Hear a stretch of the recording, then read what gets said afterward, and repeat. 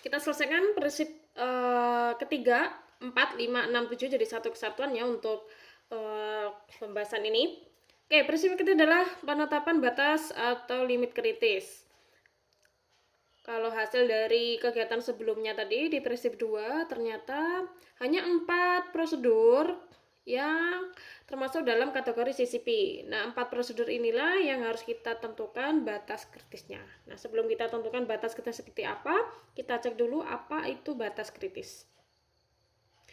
Jadi batas kritis ini adalah kita tetapkan suatu batasan atau nilai di mana dari nilai tersebut kita akan bisa menentukan jika di bawah dari nilai itu kategori aman, kalau sudah melewati ambang batas maka itu artinya kategori tidak aman.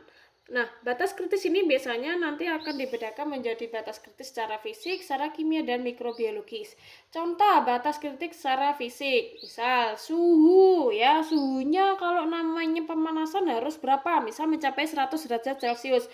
Maka ketika suhu tersebut tidak mencapai 100 derajat Celcius, maka itu kategori batasnya tidak aman ya, atau artinya bisa mengakibatkan atau menyebabkan bahaya.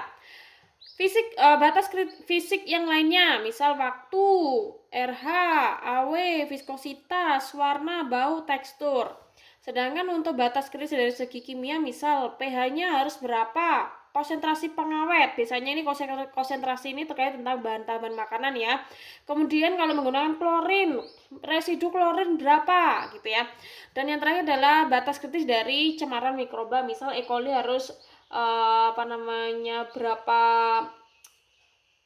berapa CFU ya, TPC-nya harus berapa gitu ya hasilnya ya. Tetapi untuk yang biasanya batas kritis mikroba atau mikrobiologis ini jarang dilakukan ya, karena memakan waktu yang lama, sehingga dengan batas kritis fisik dan batas kritis dari kimia ini sudah cukup mewakili bahasanya aman secara mikrobiologis, meskipun saya tetap dilakukan ya untuk cemaran mikroba ini, untuk tetap kita berikan batas kritis dari cemaran mikroba.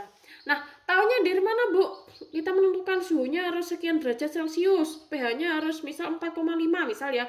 Residu klorin harus sekian ppm, mikrobanya E. coli-nya harus maksimal CFU per sekian gitu misal ya.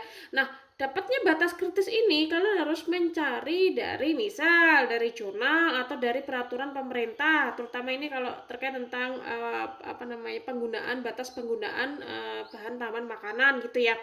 Atau kamu bisa riset di pabrik, atau kamu bisa membaca dari penelitian-penelitian di universitas ya. Jadi intinya penetapan batas kritis ini harus ada acuan ilmiah atau acuan yang terstandar ya. Jadi tidak bisa kita memberikan batas kritis itu sesuai dengan keinginan kita, enggak boleh ya. Jadi semuanya harus ada acuannya. Nah, setelah kita lakukan batas kritis, maka